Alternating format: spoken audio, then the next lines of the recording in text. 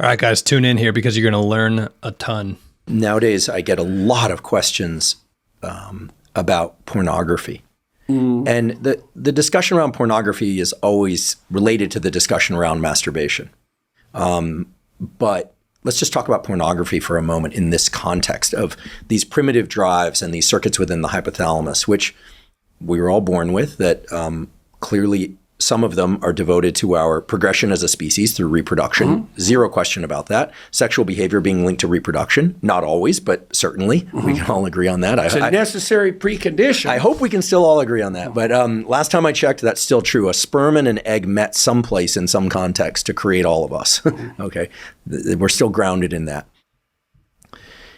Pornography is something that I hear quite a lot from typically young males, but sometimes young females or even older females who say that they can see themselves trying to resist the desire to go look at it. And it almost doesn't feel like a desire anymore. They're sort of just in a kind of a compulsion that is almost unconscious, but they're just aware of the fact that they're— like an eating disorder. Like an eating disorder. They're doing it. They know they shouldn't be doing it, and they can't help themselves.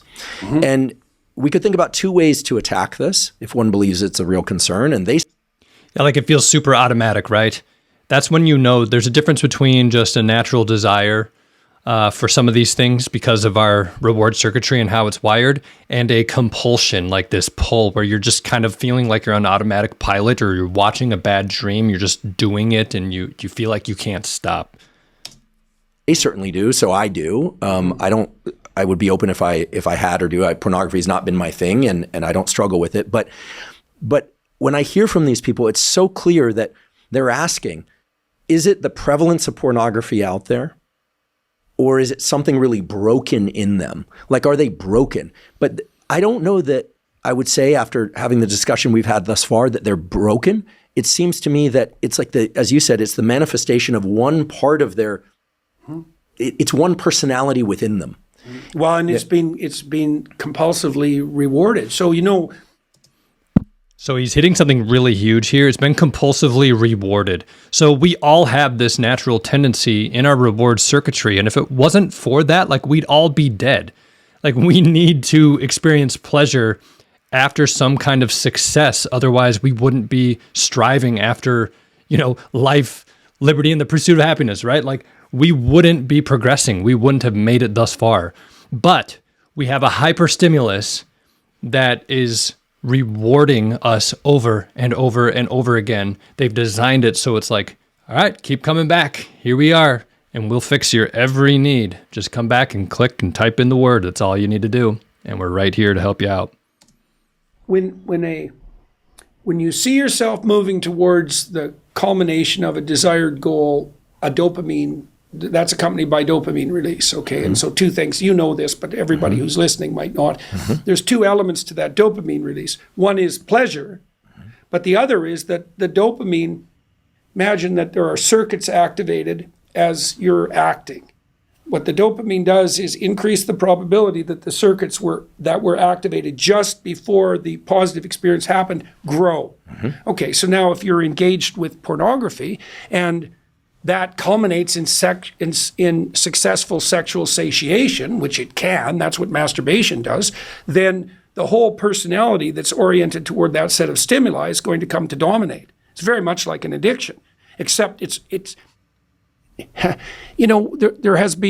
there's been work done with generally simpler animals on these phenomena called superstimuli.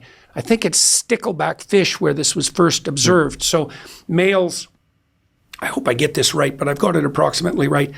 I believe it's male sticklebacks they're very aggressive towards other male sticklebacks. And the reason they're aggressive is because the other male sticklebacks have a red dot on their bellies. So they don't like red dots at all. And so you can really enrage a stickleback with a red dot.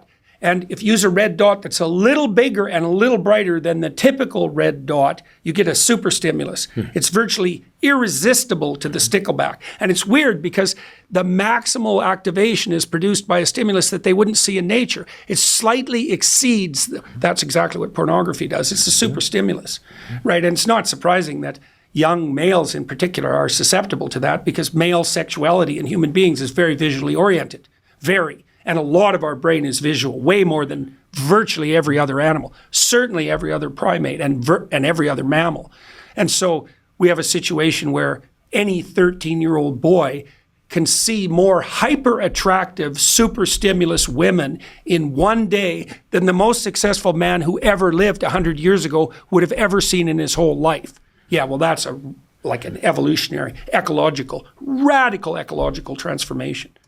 Yeah, so this is crazy what he's talking about, because a lot of guys will say, well, man, I love my wife or my girlfriend. We're intimate all the time. I don't understand why I keep turning to porn. Like, I have the real thing. Well, guys, you got to understand, like, porn is not sex. It is not the same thing. It is so much more hyper-stimulating. It's close up. It's HD. Like, what you're seeing on your screen is more high definition than what you're able to even see in real life, right? And from angles and views and the amount of people and, I mean, all this novelty and variety that's just impossible through natural means. It's just not possible. So you got to understand that porn is so highly hyper-stimulating. And when something's highly hyper-stimulating, it creates more powerful and more potent neural pathways in your brain, which makes it feel super automatic. Back to that.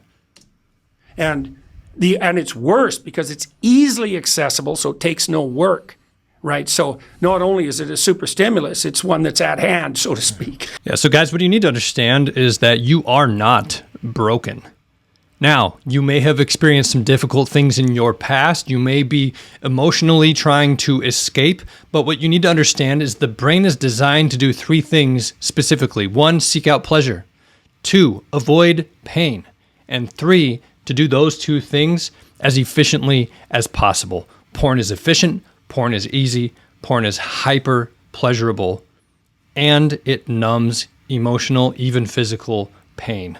Okay, so your brain is designed to optimize for that criteria, that set of criteria.